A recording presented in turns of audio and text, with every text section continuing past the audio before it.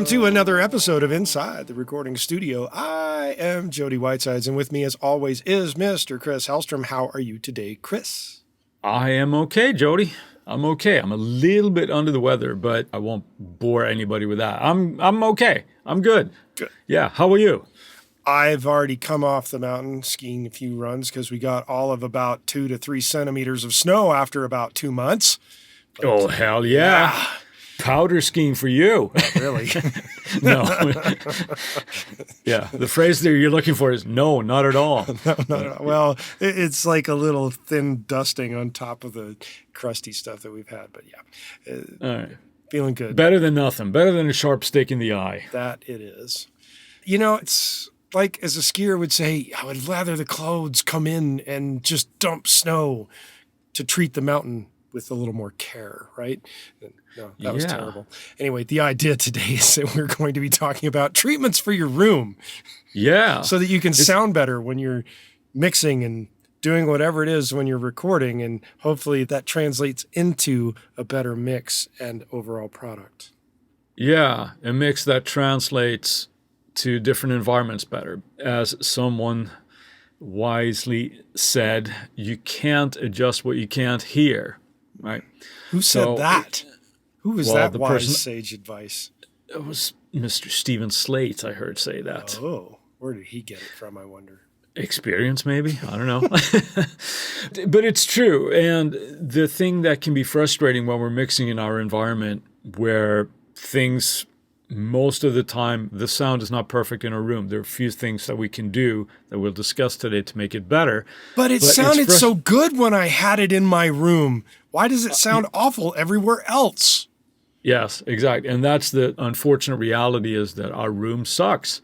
And there are peaks and valleys in the frequency response or in the curve in your room that just make you not for any fault of your own, but you end up making bad mixing decisions because of that. Bad mixing decisions. I can't say that 10 times fast. Shit. Yeah, so because our room is not perfect, we end up making poor mixing decisions because, we might have notes certain words or peaks and valleys in the frequency curve. So we end up boosting things where they maybe don't need to be, or we're pulling stuff out when they shouldn't be pulled out. So treating your room is not necessarily something that we can get to 100%, but we can certainly make it better than we have without any kind of treatment. Right. And it's not just one magical bullet that does everything. It's a combination of things that lead to getting the room to sound more usable. Wouldn't it be great if it was, though? It's like, yeah, just use this plugin, right? Exactly. Yeah. I don't know why I was thinking of it, but we were talking about it some time ago where I thought it was just great. The rumor was that Al Schmidt was making his own plugin, and the only thing that plugin would do would be to disable all the other plugins in your mix. Right? But there again, the source needs to be good, right? When we're tracking, and if we're just mixing, we have no control over that. We get the tracks that we get, and it's up to us to make it better. So, or to at least make it work. Yeah. So the first thing on the list, what we can do, what is that, Jody? What's the first thing that we should consider? Your speakers, your monitor speakers. That's the first thing that I would think of. Yeah, and they're the size of them as well, because it can be very tempting to produce. Let's say I'm going to make like rap stuff and the low end is imperative. So I want to have these giant 8-inch speakers, right? And a nice big sub and all that. Sub. Yeah, and you're mixing in a cubicle type of thing, right? Well, those speakers are going to be too big. Too much speaker for the room is what you're saying. That's what I'm saying, yeah. And at the same time, if you have too small of speakers, it is something to consider. But the smaller the room, generally, I'm not sure if I even want to say that, but the smaller the room, the smaller the speaker. But you need to have something that represents at least low end. Like I'm in a small room. I have my Genelec 1029As, old ones. They're pretty much vintage at this point, right? They don't even make parts for those anymore. Right. But I got the last one. They don't go down very far. No, they do not. So one thing that I do is, I mean, I know them relatively well now, but I always end up double checking the low end on headphones because they tend to go down lower. So those are things that you can do, but that's relatively easily rectified. Yep. But if you have too large of a speaker, yeah, you're creating problems for yourself. I think that happened to you when you were upgrading your speakers, right? I Wasn't wouldn't that? call it so much as an upgrade, but when I switched spaces, I Yeah. ended up deciding that at one point, hey, maybe I should try out some new speakers as well. And it just so happened that a friend of mine by the name of Rich Rankin was working at Gibson at the time, and Gibson had purchased KRK, or the KRK line. Right. So Rich got it under his butt as a fire to remake the KRK V series speakers, Right. as they were heavily popular for some time ago. And he thought, well, we can do better and we can make them a new version. So they came out with the V4, the V6, and the V8 series version 2, I guess is what they call them. So the V4 version 2, the V6 version 2, V8's version 2. And he was telling me about these speakers. At one point, I actually invited me over to the factory that they had. So I went over there to check them out. And I was like, oh, hey, that's kind of nice. But they weren't ready at that point. So he invited me to another situation and put me in a room with the exact same speaker that I had in my studio, which is the Genelec 1029As, and a pair of the V4s. And what they did is they lined them up, not like where the way a lot of people will do this is they'll have like their little mixing monitor speakers at the closest to the middle, and then the next series up goes out another size out, and they're going from center outward for each set of speakers, right? Right. But that's not how they set up this particular room to do that, because doing so changes the stereo width, which affect the way you're going to hear how a speaker reacts. So what they did is they set them up side by side so that you had a V4 on the left and a Genelec to the right of that on the left, and then you had a V4 on the right, and then a Genelec on the right of that on the right. So you had to actually shift your stance a little bit in the room to get the same exact stereo width, because they were trying to make sure that what you heard was the same stereo width, and you were comparing apples to apples in terms of the speakers. And they set them up such that the V4 is the same size as the Genelec 1029As. And I listened to some music that I knew extremely well through the Genelecs, and then I listened to it again through the V4s, and I was like, and I literally let out an expletive, and it was like, what the? Because it was almost like having the cotton pulled out of my ears, and it's not like I'm running around with cotton stuck in my ears. It surprised me so much how much clarity came out of the V4s that I immediately was like, dude, I want to buy a pair. And it wasn't just the V4s that I was thinking of. I was thinking, you know what? I want to go a little bigger. And then, of course, I'm in the process of downsizing my room and talking to Rich about it. And he's like, you know, you probably, with the size of the room you're talking about, you need to go with the V4. Because the 6 and the 8 is just going to be too much speaker for that room. And I'm like, okay. Right. So I went with the V4s, and sure enough, he was right, because the room is rather small. Like, you're in a small room. I'm also currently in a smaller room, and it made more sense. And in order to keep the stereo width, instead of stacking them the way they had them, I don't have the room to do it that way because it's hard to shift left and right. I actually stacked this Genelecs on top of the V4s. So but you're using the KRKs as your main, right? Yeah, the and you KRKs kind of do are some my little main. ABing. Yeah, and I AB with the Genelecs right? when I need it. And then I have a sub that works for the entire V series line. And I got the 10-inch sub, and it gives plenty of bass. And I set it up according to how KRK says, this is what you need to do. This is your volume level that you need to have based on wherever it is that you're at. So I followed that in terms of the size of the monitors and then setting up the volume level that way. And it does make a good bit of difference. Of course, it's not as cool when people come in and they're like, oh, your speakers look kind of small, but then you can blast the living shit out of them and they're super loud. And I never play them at full volume because it's just too loud for this little room. And that's the V4 size. But they do go down lower than the Genelec 1029As by about 10 hertz. and it's pretty substantial. Yeah, it is. So we talked about the size there then, and you mentioned something there also with, and this is kind of beyond the room treatment thing, but when we're mixing, it's very tempting to mix louder. Oh yeah, right? no, I don't do that. And it's not a good idea in a lot of cases. I don't even do it. No, I know. It's one of those things that you do when you want to impress somebody with a mix, right? You blast it louder because it feels more exciting. Yeah. Turn it up. But from a mixing standpoint, I can talk over my mix and you can hear me. That's how loud I'm mixing. I'm about the same as well. I've heard CLA say the same thing. It's like people are shocked a lot of times when they watch him work. It's like, wow, this is really, you don't mix louder than this.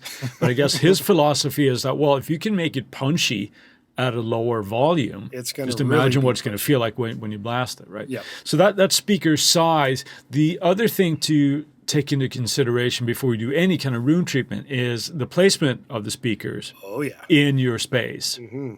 Here's where we have to do a little bit of experimentation. There's not necessarily, unfortunately, a one size fits all, right? There are some general kind of guidelines, but you want to listen to different placements if you have the option to place them in different spaces in your room where you're mixing. So that's the next step I would do, just to see where does it sound best at this point. Well, a lot of it comes down to what is the size of the room and what is the shape of the room.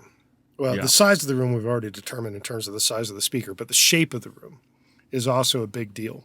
And my previous studio was shaped kind of like an L. With weird. Your vocal booth there. Yeah, the way it was all set up, it was shaped kind of like an L, but I had it in a sense that the longer portion of the L was the length that I was kind of shooting at. But I wasn't in the L. I was kind of off the side of the L, and it was a little strange. But the current room that I'm in more of a rectangle. It is definitely longer than wider, and I'm shooting them down the length, and I'm not shooting them down the width.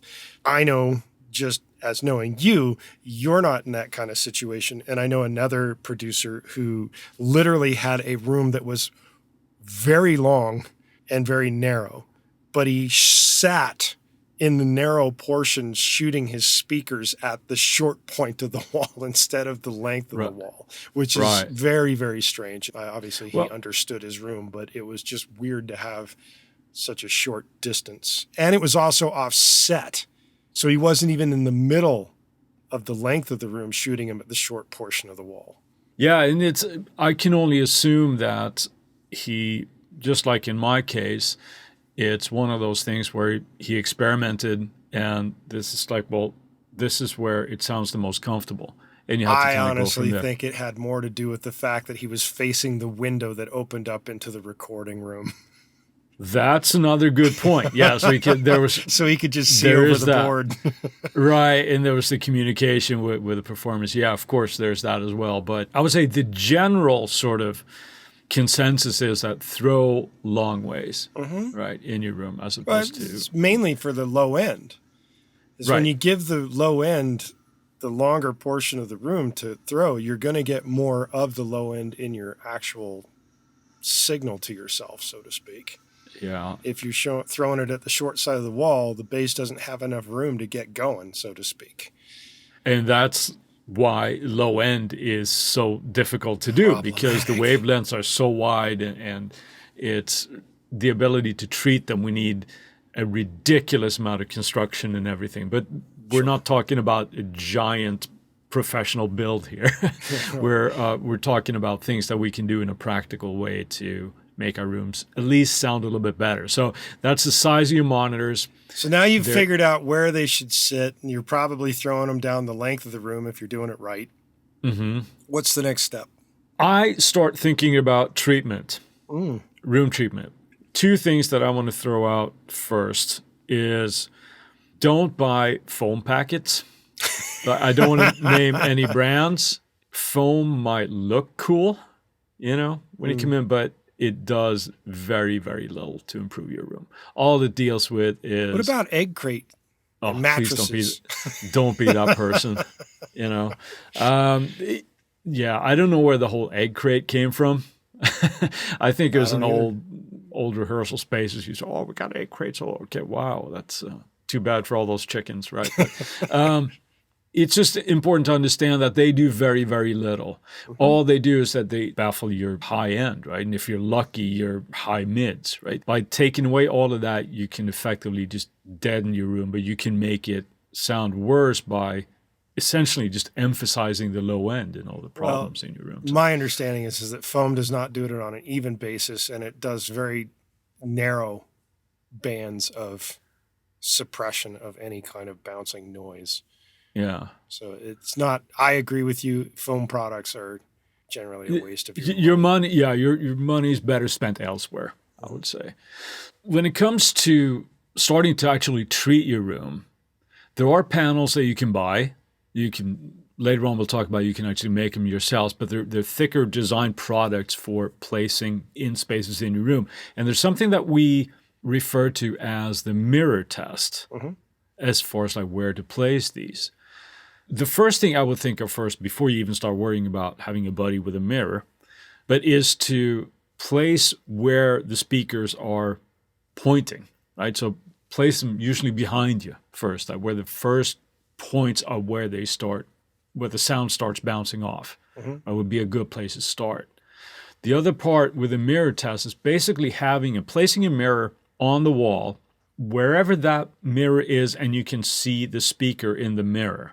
That's a good place to place another panel. Yep. Because that's where the sound is going to hit those first reflections, right? Where it comes back at your ears.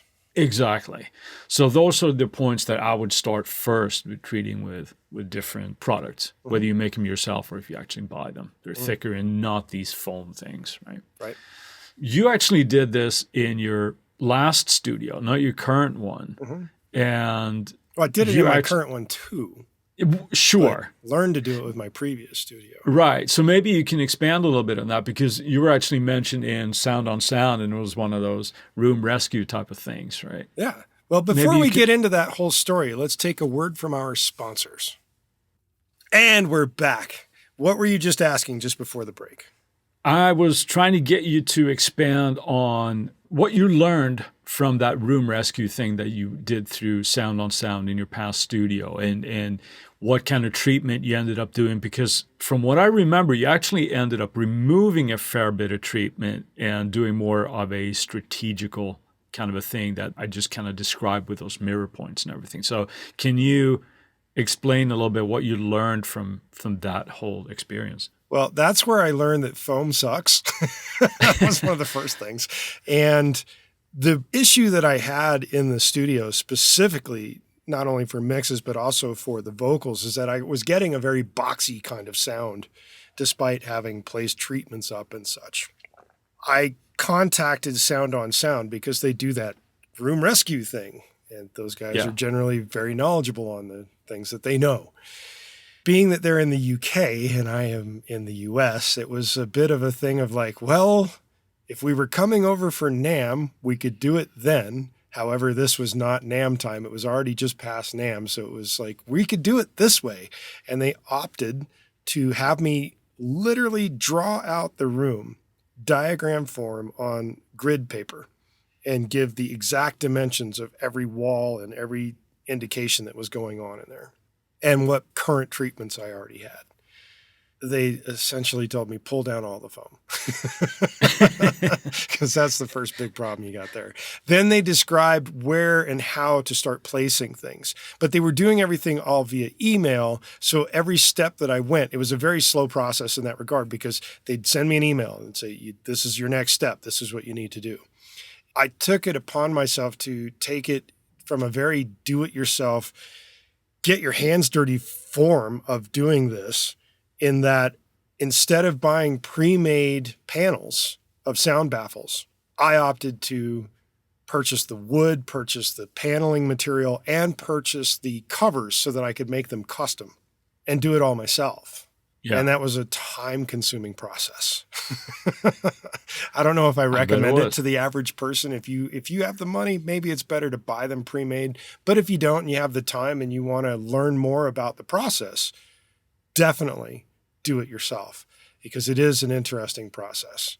It's also one that is not quick. But yeah, you have to have patience there, and you have to know your way around a saw and some tools, right? yeah, and also make sure that you're wearing protective material, at least with the paneling material that I bought, which was the Owens Corning. And I bought 2 different varieties of it. I bought the 703 and I bought the 705.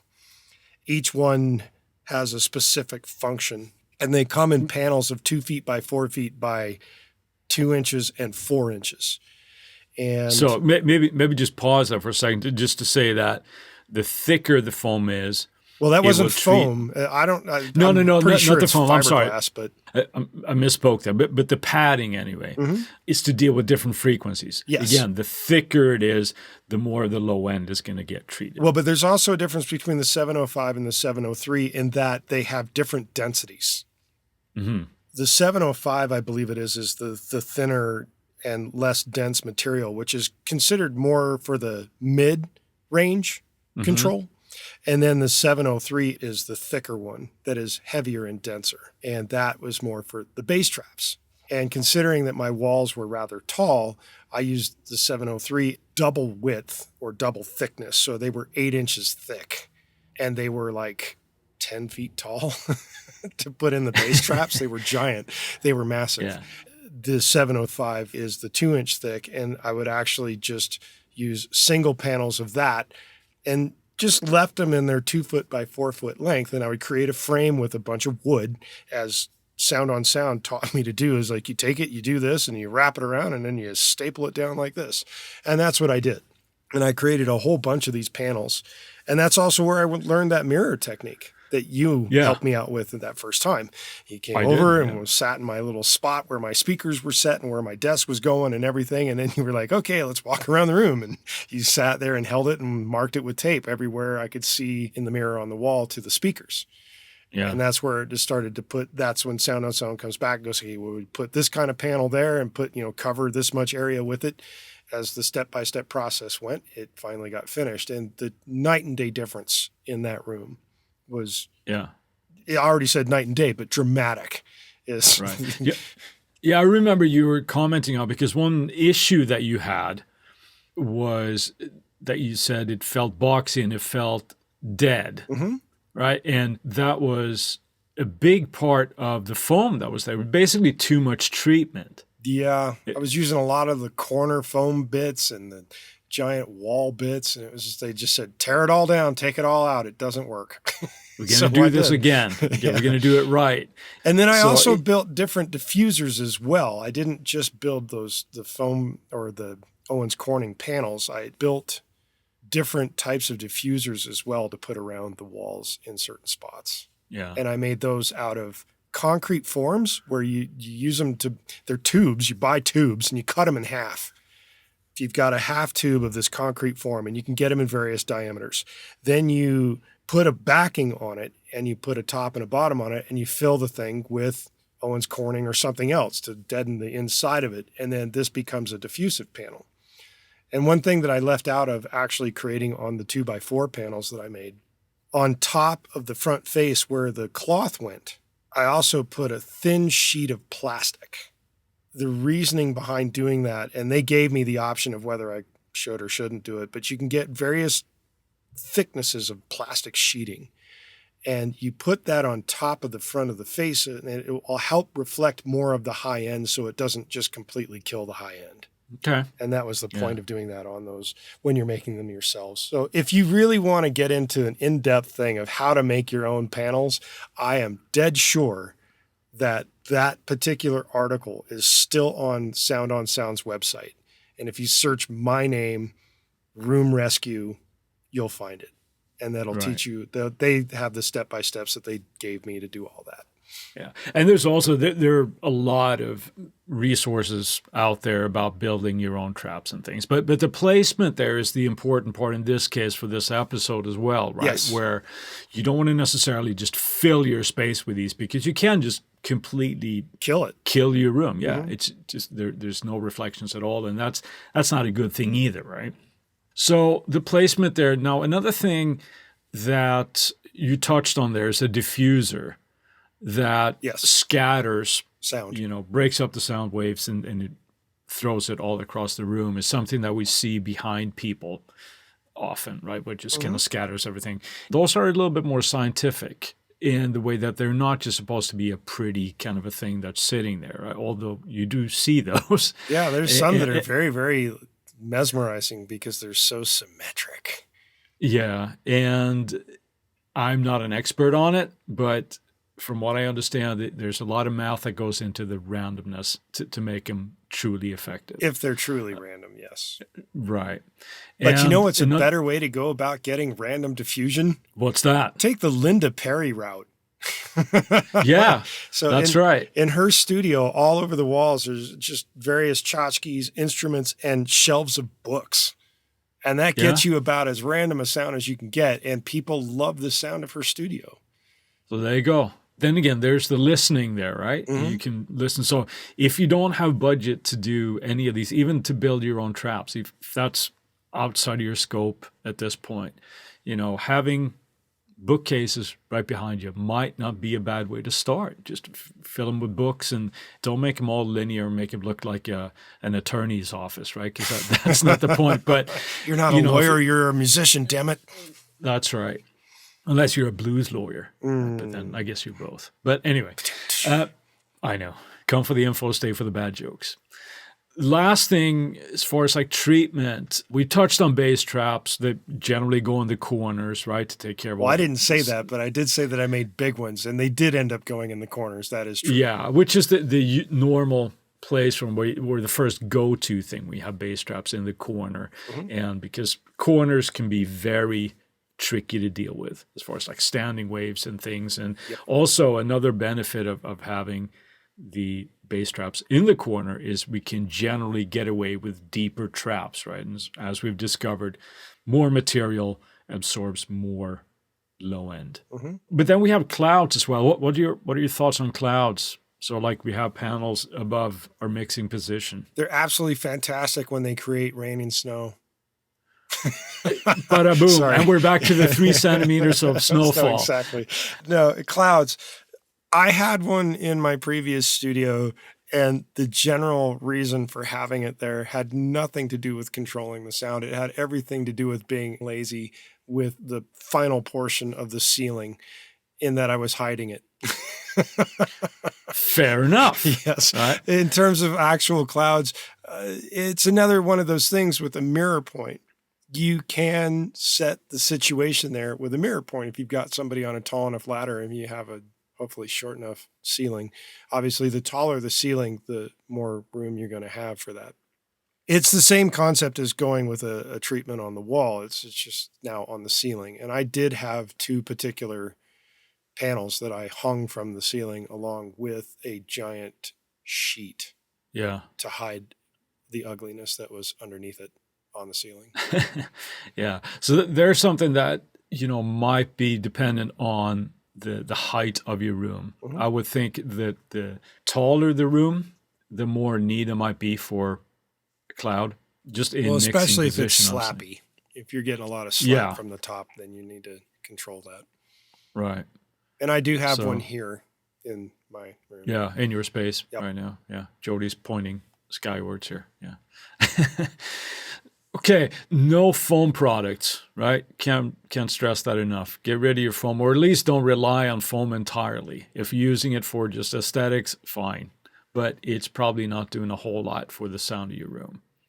Instead, Owens Corning, rock wool, those types of things are good for making panels. And there's also, obviously kits that you can buy for this where you can specify, your room size and shape. There are companies that say, okay, well, you should probably do this, this, and that, and then you can choose where to go from there. But any treatment is always better, unless it's foam. But any treatment is better than no treatment. That's the first little thing is there, right? Speakers, the size of the speaker, placement of the speaker, and then start thinking about treatment. And you can vastly improve things from there.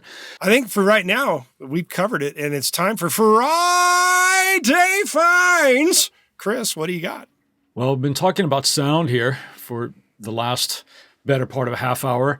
And I was just reminded of a website this week, audiotestkitchen.com.